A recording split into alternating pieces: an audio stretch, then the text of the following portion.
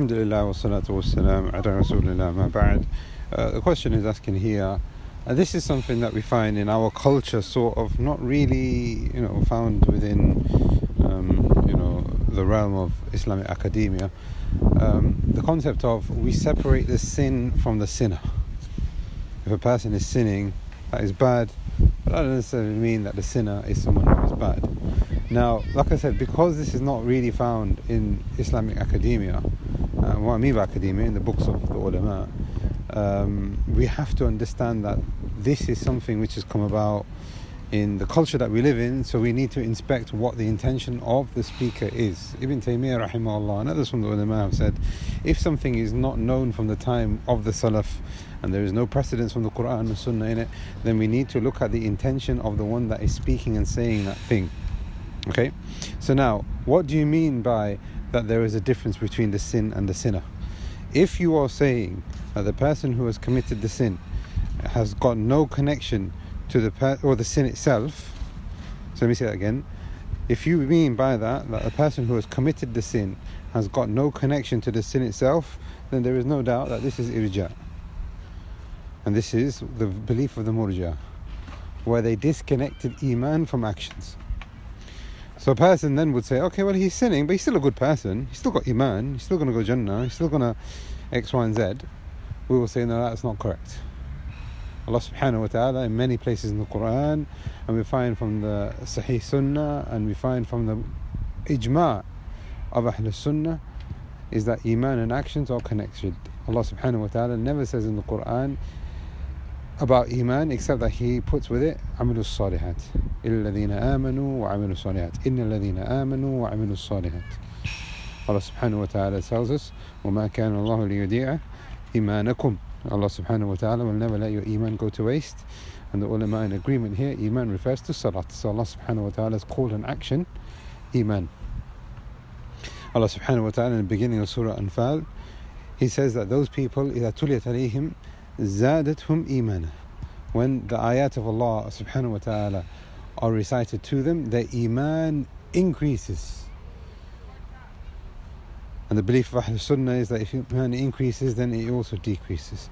If kufr increases, kufr can decrease. Therefore, we say that if a person is doing good deeds, al-iman yuzidu bil-ta'a wa yanqus bil-mawasi.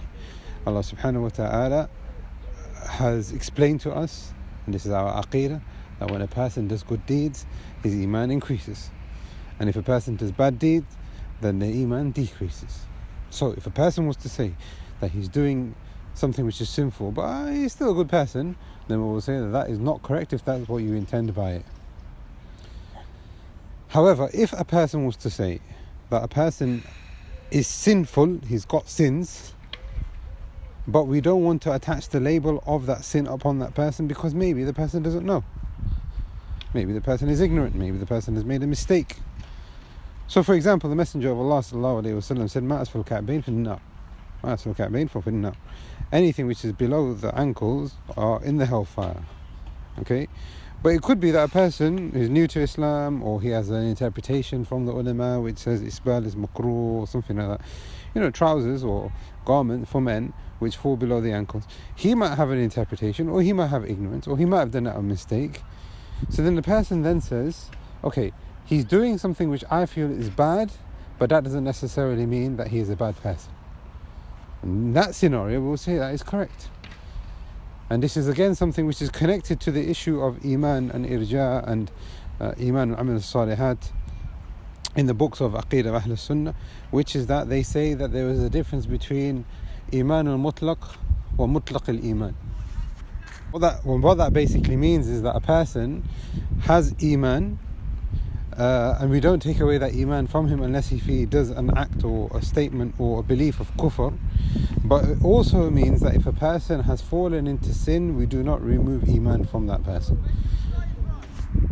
So with this, hopefully we can then understand that the statement here might be correct, might not be correct, and from this we learn that there are so many things that we have culturally in our, in the way that we speak, that sometimes there could be reservations. And there's even a book that has been compiled from fatwa connected to things that people say culturally, and it's in the Arabic language that Ibn Taymiyyah rahimahullah picked up on.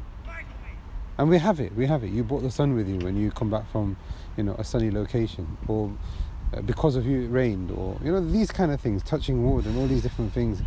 Some of it is superstitious, some of it is not, some of it is something that we just say on the tongue, and some of it is absolutely fine. But the point here is that when a person is issuing these kind of statements, they have to be careful as to what they are saying, and to make sure that it doesn't contradict the aqidah and the manhaj of the believer. We ask Allah subhanahu wa ta'ala that He grants us tawfiq and success, and He makes us of those who are preserved in the dunya, in our actions, in our statements, in our beliefs, and that He makes us of those people who are preserved in the akhirah. Allahu a'lam, wa sallallahu ala nabiyyina.